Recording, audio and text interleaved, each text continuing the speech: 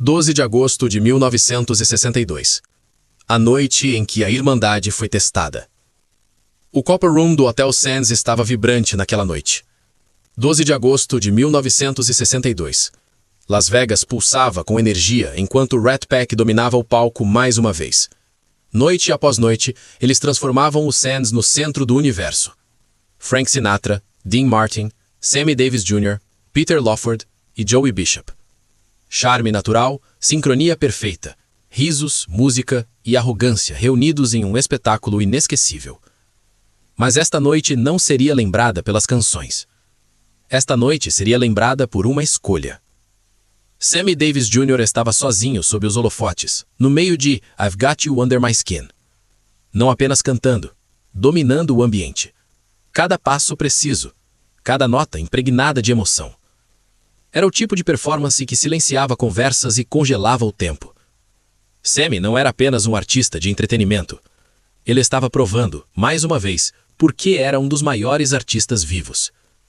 Na primeira fila estava um homem que acreditava que nada disso importava. Victor "Vic the Blade" Duca, um capo da máfia de Chicago. Meados dos 50, pescoço grosso, porte robusto, olhos que nunca se suavizavam. Um homem cuja reputação deixava até os criminosos mais endurecidos desconfortáveis. Ele não vinha pela música. Ele vinha para dominar.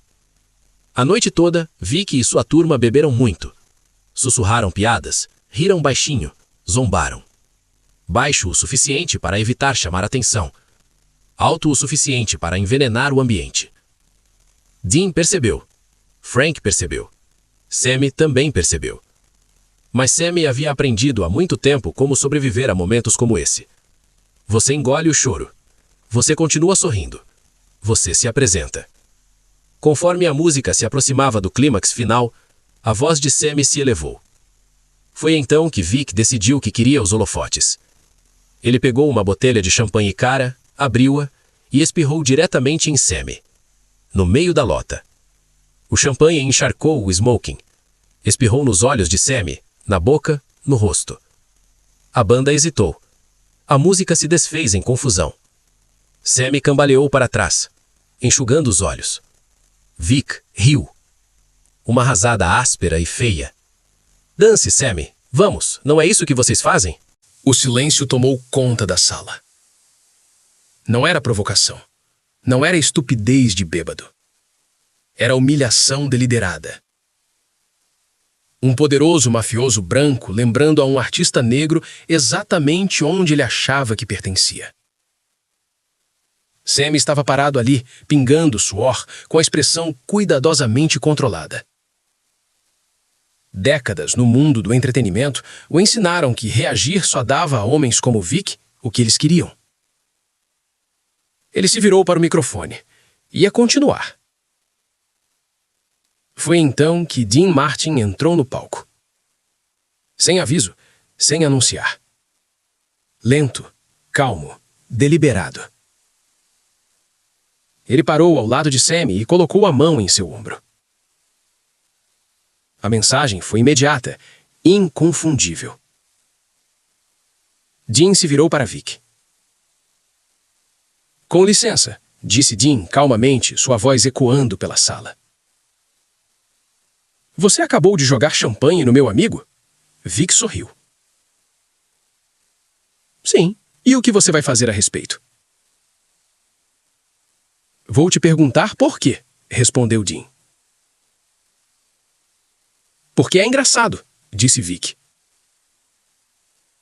Eu paguei por um show, quero me divertir. A voz de Dean endureceu. Pare, não termine essa frase. O sorriso de Vic sumiu do rosto. Você está me dizendo o que fazer? Estou dizendo o que você não vai fazer, disse Dean.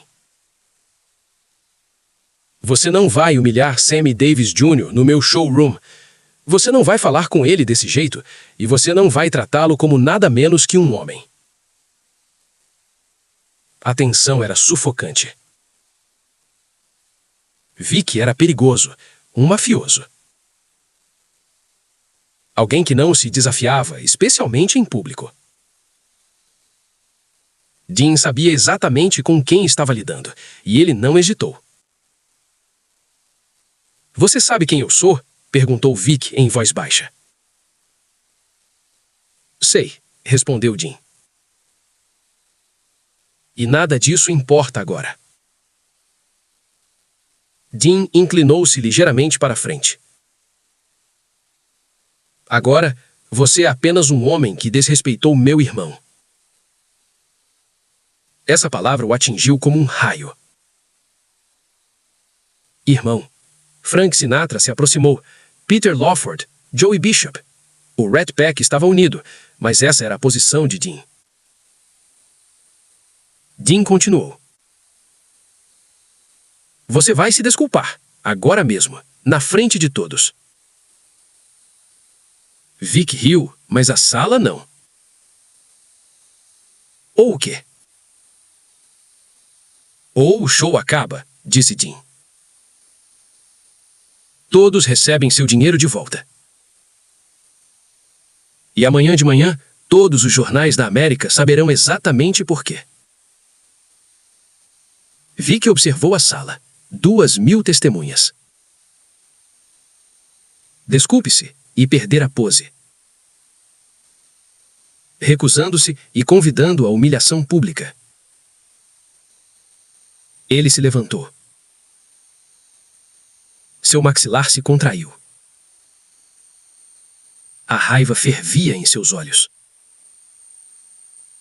Peço desculpas, murmurou.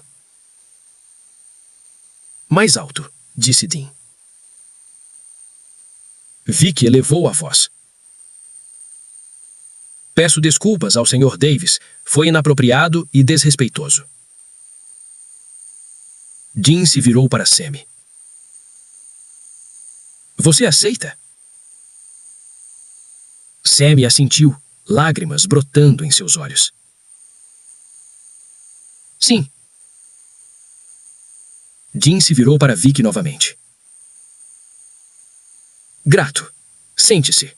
Aproveite o show.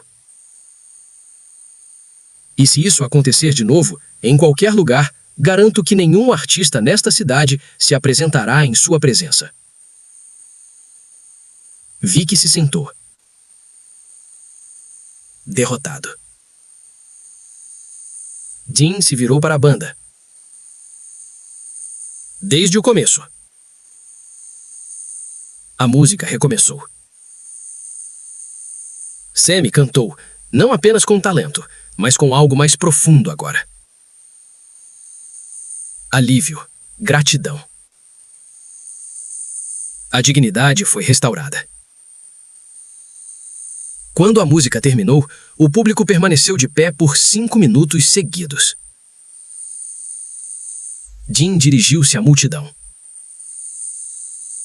Nesta sala, nós nos respeitamos. Talento importa. Caráter importa. Dignidade importa. Ele passou o braço à volta de Sammy. Este homem é meu irmão. Quem o desrespeitar, terá que se ver comigo. Os aplausos fizeram as paredes tremerem. Aquela noite mudou Las Vegas.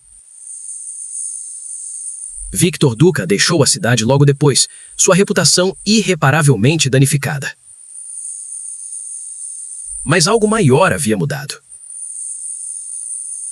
Porque um homem decidiu que a dignidade importava mais do que o fero. Anos depois, quando Sammy enfrentou o fim da vida, ele se lembrou daquela noite. Não do champanhe, não do insulto, mas do momento em que alguém ficou ao seu lado e disse: "Você merece ser defendido." Aquela foi a noite em que a amizade se tornou irmandade. 12 de agosto de 1962. A noite em que o ódio venceu. A noite em que a coragem venceu. E a noite em que Dean Martin provou que defender o que é certo é a maior façanha de todas.